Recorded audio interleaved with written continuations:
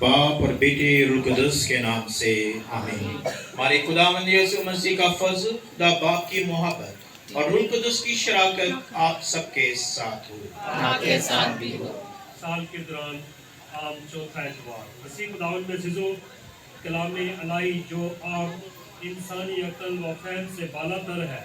عام انسان جب عقل سلیم سے کلام مقدس کے واقعات اور تعلیم پر غور کرتا ہے تو عقل دنگ رہ جاتی ہے۔ غیر معمولی واقعات کو دیکھ کر انسان کے ذہن میں سوال ابھرتا ہوا ہے کہ یہ کیسے ممکن ہوا۔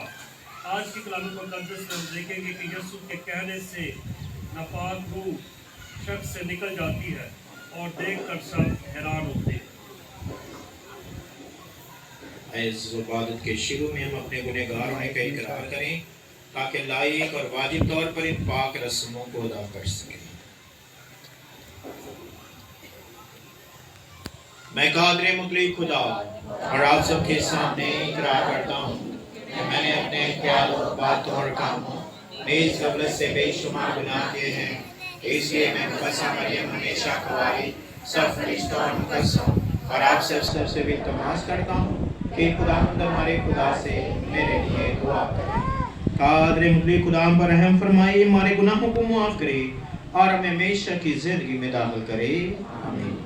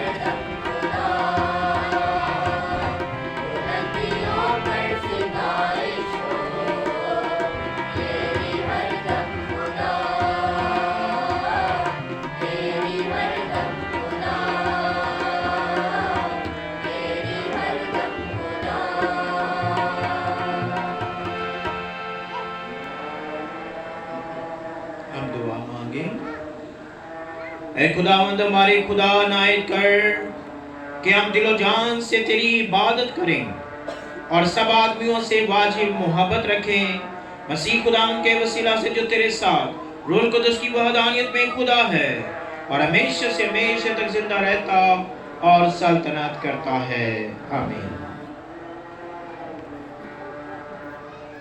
آج ہمارے لیے موقع ہوگا کہ دوران عبادت تبدل تک ہم اعتراف کے پاک سیکرمنٹ کے لیے جا سکتے ہیں۔ کاہن پاک صندوق کے سامنے موجود ہوں گے۔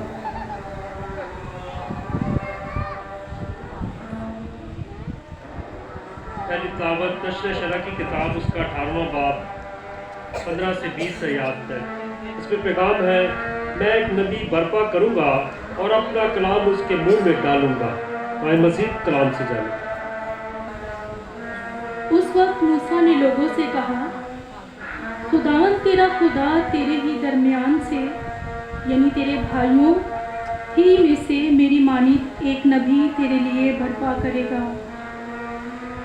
تم اس کی سننا، جیسا کہ تو نے خداوند اپنے خدا سے حریب پر مجمع کے روز التجا کر کے کہا کہ میں خداوند اپنے خدا کی آواز پھر نہ سنوں اور ایسی بڑی آگ پھر بھی نہ دیکھوں تاکہ میں نہ مر جاؤں۔ تو خداوند نے مجھ سے کہا کہ انہوں نے اچھا کہا، میں ان کے بھائیوں کے درمیان سے تیری طرح ایک نبی برپا کروں گا اور اپنا کلام اس کے منہ میں ڈالوں گا، اور جو کچھ میں اس کو حکم دوں گا وہ ان سے کہے گا۔ اور جو انسان میرے کلام کو جو وہ میرے نام سے کہے گا نہ مانے گا تو میں اس کا حساب اس سے لوں گا۔ اور جو نبی یہ گستاخی کرے کہ کوئی ایسی بات میرے نام سے کہے جس کے کہنے کا میں نے اسے حکم نہیں دیا، یا دوسرے معبودوں کے نام سے نبوت کرے، تو وہ نبی ضرور قتل کیا جائے۔ پاک کلام کے پڑھے اور سنے جانے پر خدا کی برکت ہو۔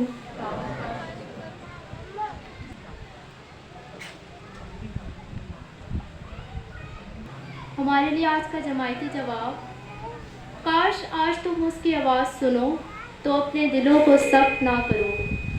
کاش آج تم اس کی آواز سنو تو اپنے دلوں کو سخت نہ کرو۔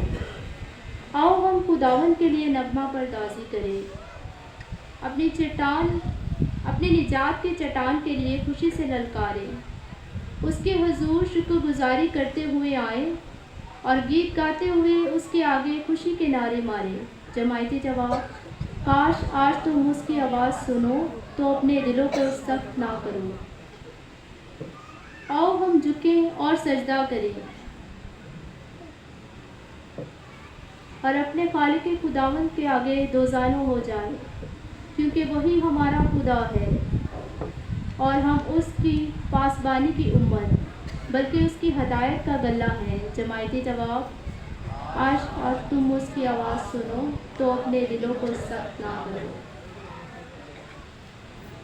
کاش آج تم اس کی آواز سنو، تم اپنے دل کو سخت نہ کرو، جیسا مریبا میں، جیسا مسا کے دن بیابان میں کیا تھا، جب تمہارے اجداد نے میرا امتحان کیا اور جب میرے کاموں کو دیکھ کر بھی مجھے آزمایا۔ جماعتی جواب، کاش آج تم اس کی آواز سنو تو اپنے دلوں کو سخت نہ کرو۔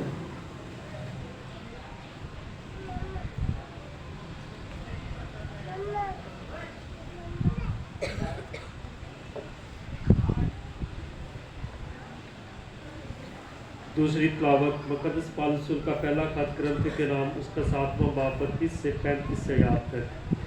دوسری تلاوت میں پالس رسول فرماتے ہیں، بے بیائی عورت اپنے آپ کو خداوند کی خدمت میں مشغول رکھے۔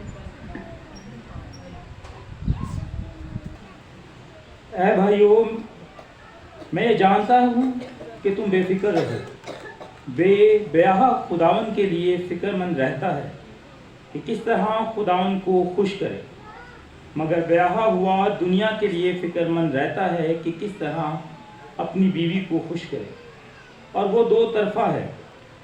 اسی طرح بے بیاہی اور کنواری ان باتوں کی فکر میں رہتی ہے جو خداوند کی ہیں، یعنی کہ وہ بدن اور روح دونوں کی نسبت پاک ہو، مگر بیاہی ہوئی ان باتوں کی فکر میں رہتی ہے جو دنیا کی ہیں، یعنی کہ کس طرح اپنے شوہر کو خوش کرے۔